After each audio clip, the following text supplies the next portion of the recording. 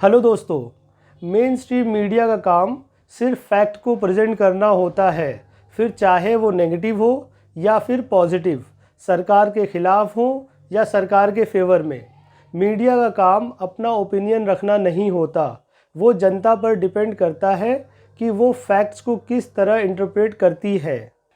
दोस्तों, आपको याद होगा 780 कोविड मौतों के बाद CNN के रिपोर्टर जिम अकोस्टा ने प्रेसिडेंट ट्रंप से पूछा था कि अगर आपने एक्सपर्ट्स की राय ली होती और अगर आप एक्सपर्ट्स की बात मानते तो इतनी मौतें नहीं होती और हालात कुछ अलग होते।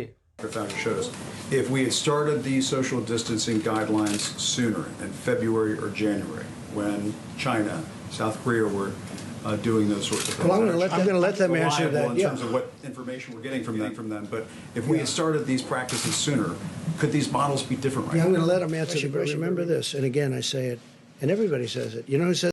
दोस्तों, अकोस्टा ने ट्रंप को अनकंफर्टेबल कर दिया था अपने जेन्युइन सवालों से, लेकिन हमारे देश के रिपोर्टर्स ऐसे नहीं हैं।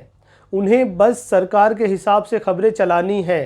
अगर आप किसानों के आंदोलन को ही देखें तो मेन स्ट्रीम मीडिया ने उन्हें नक्सली गुंडे बता दिया था।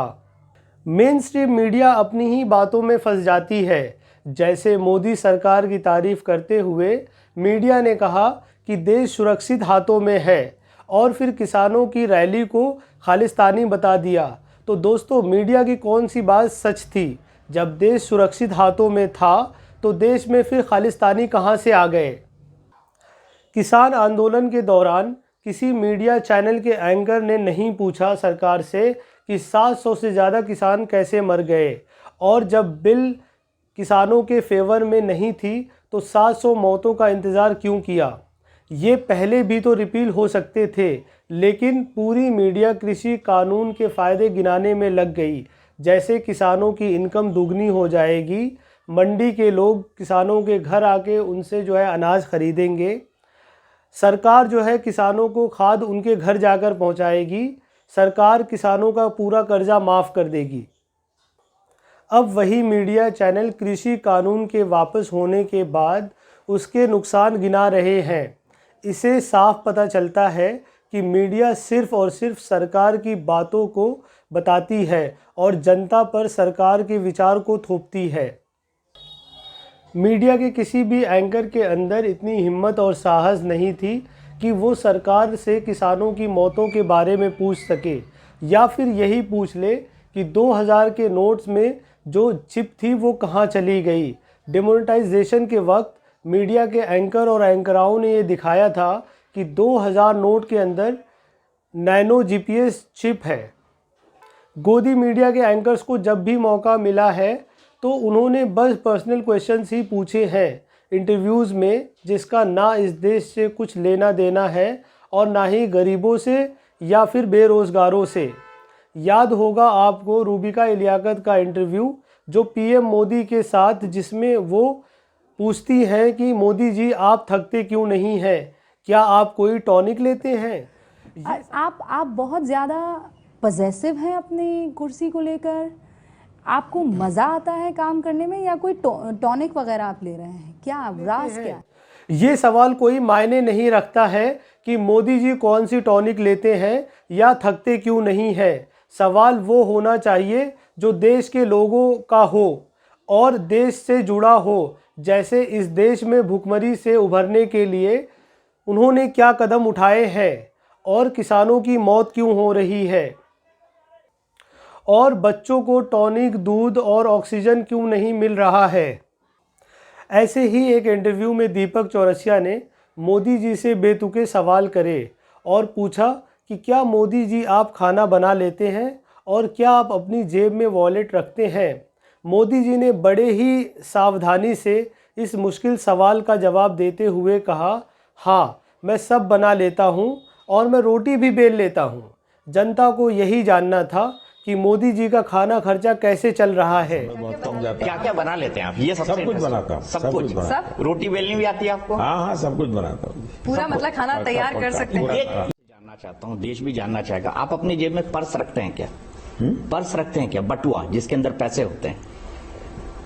ऐसा है, मेरी कठिनाई है दीपक चौरसिया ने कभी ये नहीं देखा होगा कि कंस्ट्रक्शन लेबर दिन में 10 घंटे काम करने के बाद रात को चूल्हे पर खाना खुद बनाते हैं अपनी झुग्गी में।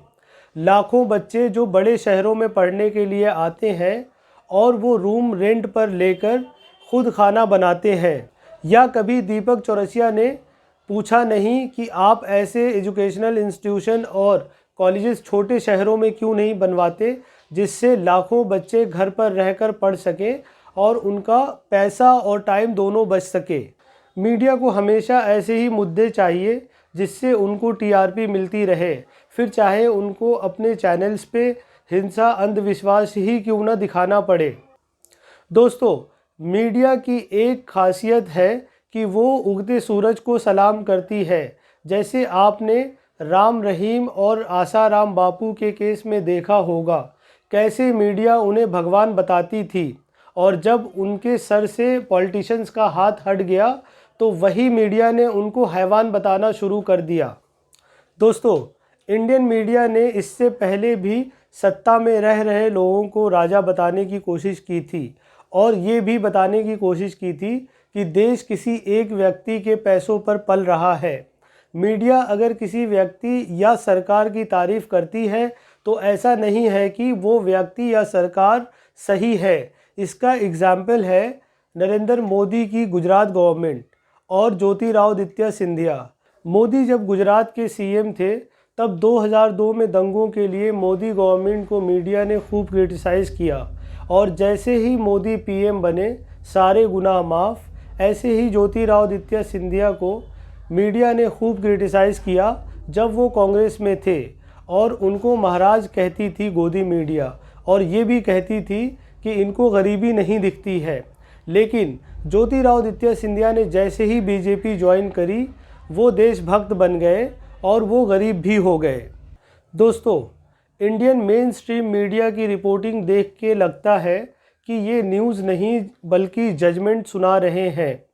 आज जिस मोदी गवर्नमेंट की तारीफ़ में मीडिया दिन रात लगी रहती है, वही मीडिया कल मोदी गवर्नमेंट के जाने के बाद मोदी जी को विलन बताएगी और यही मीडिया कुछ इस तरीके से न्यूज़ प्रेजेंट करेगी कि देश को बेचने वाला और बर्बाद करने वाला एक पीएम था जो किसी की नहीं सुनता था और वो एक तानाशाह की तरह काम करता था और जनता को बेवकूफ़ बनाता था।